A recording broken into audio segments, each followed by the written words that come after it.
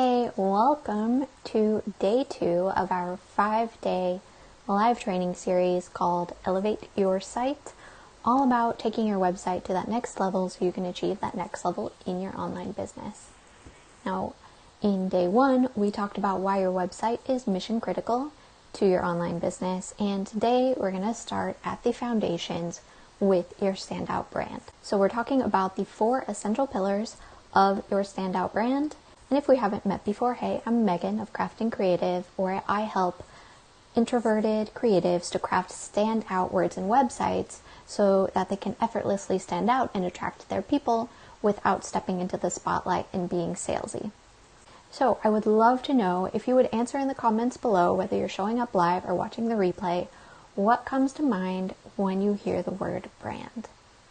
Go ahead and just type in the first thing that pops into your head. Could be a logo, it could be colors, it could be a specific brand that comes to mind for some reason. Whatever it is, just type it in. So if you, like me, you hear the word brand and you think about a logo, or you think about one of those brand boards that has a color palette and font pairing, then you're not alone.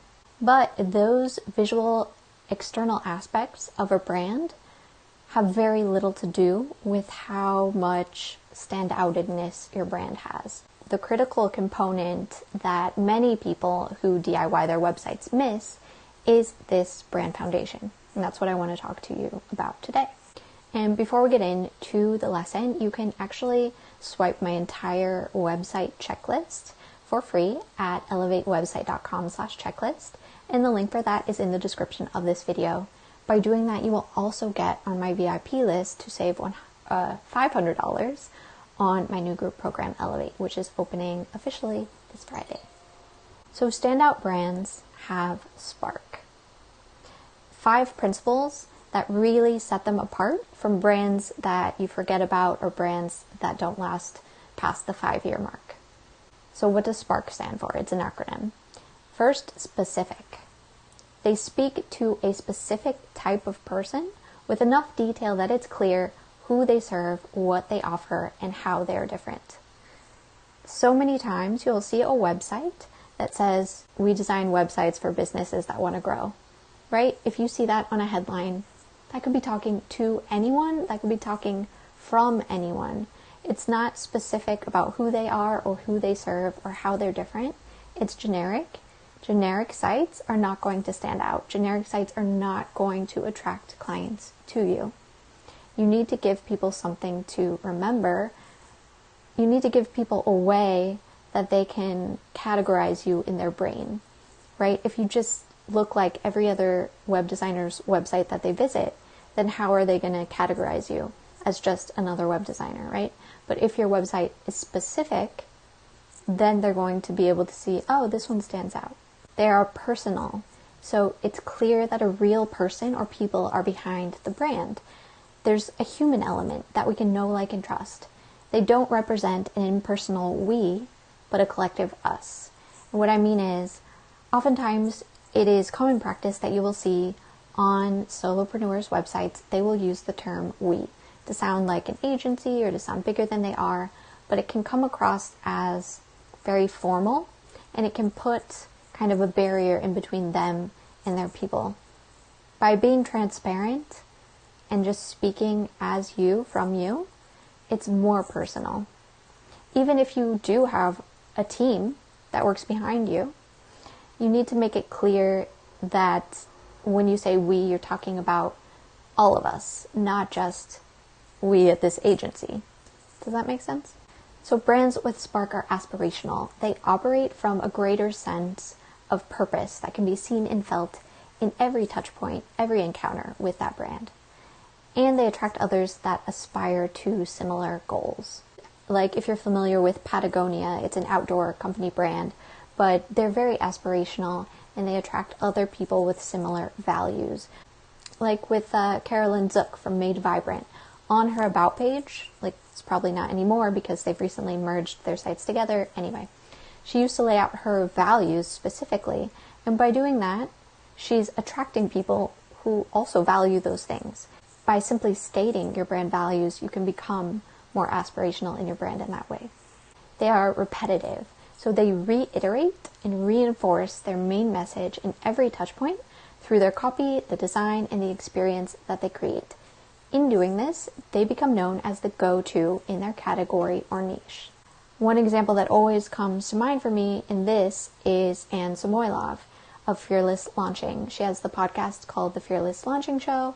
She has her signature course is called Fearless Launching, and now she has the Fearless Launching Lab. The point is, in everything she does, it always ties back into launching your course, launching your service, launching your product. And because every touch point, every interaction with her, she reiterates that main message, then when I think about, oh, who's an expert launch strategist, I immediately think of her. So don't be afraid to be repetitive. You're actually differentiating yourself and setting yourself apart by repeating your main message so many times. It's in doing it so many times that it sticks in people's minds and people start to associate you with that thing. For example, if you're a copywriter, but you've driven it into your people's minds so many times that you are specifically a funnel copywriter, then when someone's looking to get their funnel copy written, they're going to come to you because you are the funnel copywriter. You're not just one in the sea of same of copywriters. And lastly, brands with spark are kindred. Their audience feels a sense of connection to the brand as if they are kindred spirits with shared or similar values, and this can lead to their 1,000 true fans. The concept of 1,000 true fans that you can feel free to Google after this, but the point of that message, if I'm remembering it right, is that you only need 1,000 true fans that will buy anything that you have to offer, and that is all you need to support your business. And so by developing this kindred spirit sense with your brand, you're building that kind of audience, the kind of audience that will buy whatever it is that you create. Personal example, I've bought every single course that Hillary Rushford has created. Even though there's something about her that feels very distant, she still has this kindred aspect to her brand.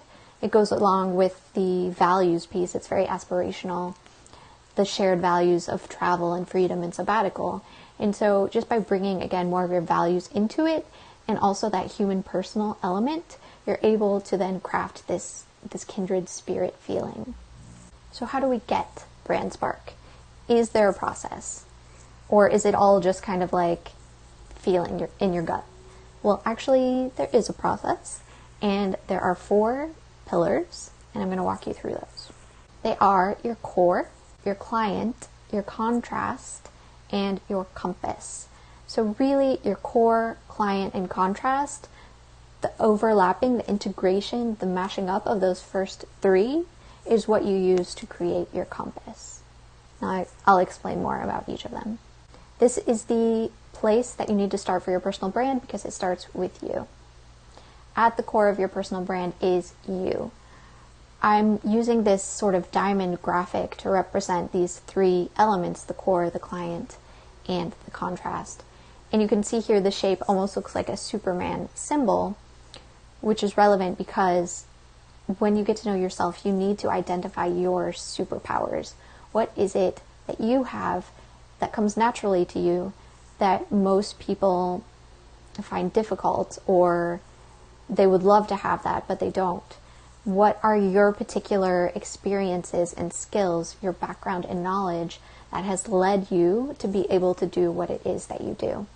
By identifying what makes you unique personally, we can then infuse that and use that throughout your brand to automatically make your brand stand out and more unique.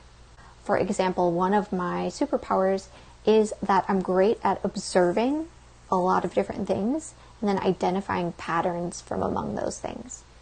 It could be something mundane like that, something that you do on an everyday basis that you might not be cognizant of or really label as a superpower.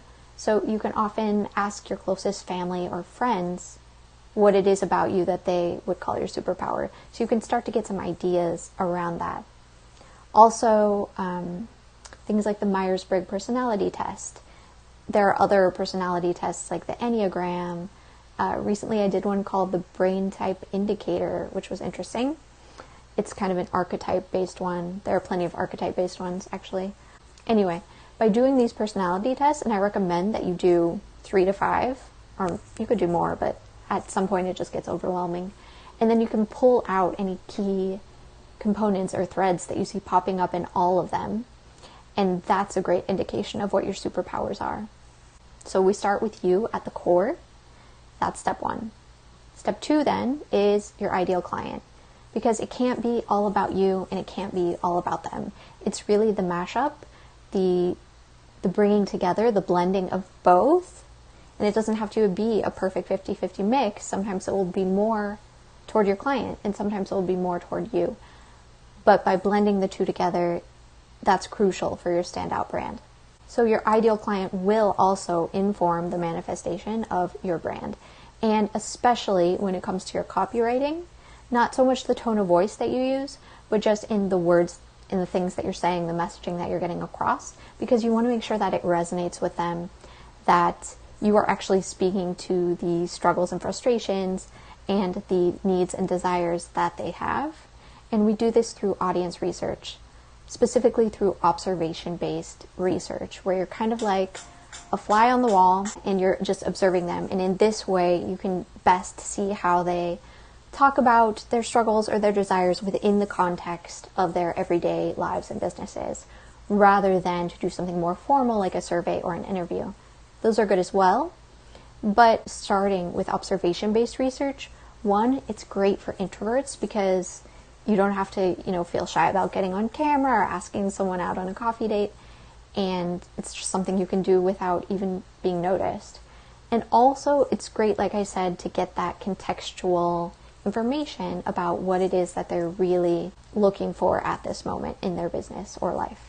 So you can see we started with the middle with your core. Now we're filling out the one side with your client. The other side then is your competitive contrast. So you want to differentiate yourself from the competition by emphasizing your contrast. This is a key distinction because oftentimes with people that are doing their own websites, especially people that are, more in the early phases, like definitely with myself, I saw this. You think, I want to offer business coaching, right?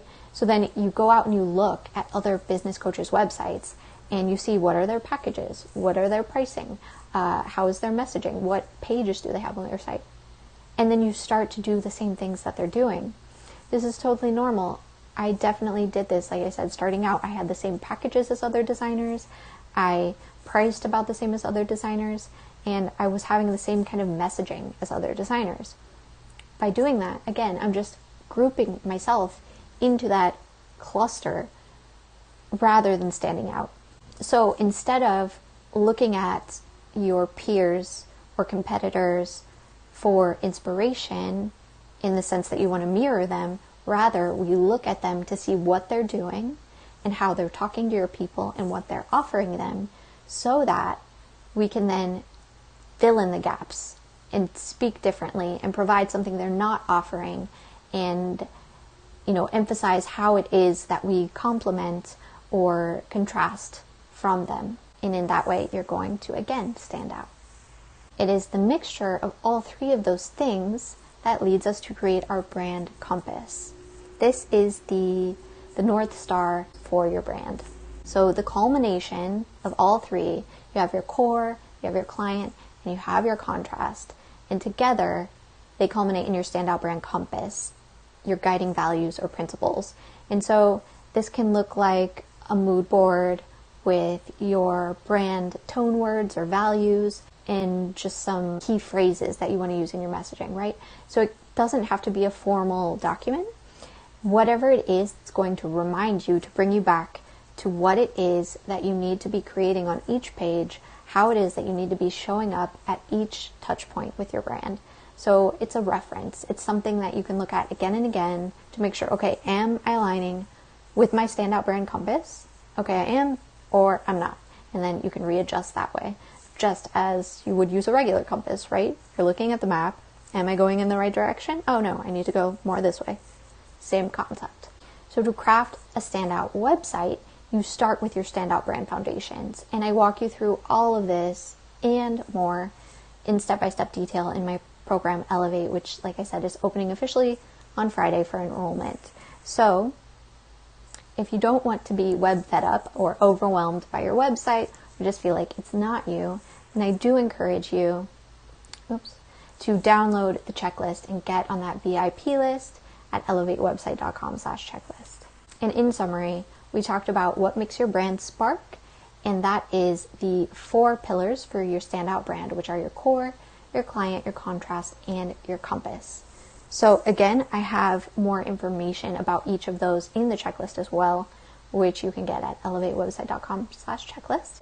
If you have any questions, feel free to leave them in the comments below. I will go through and answer all of them.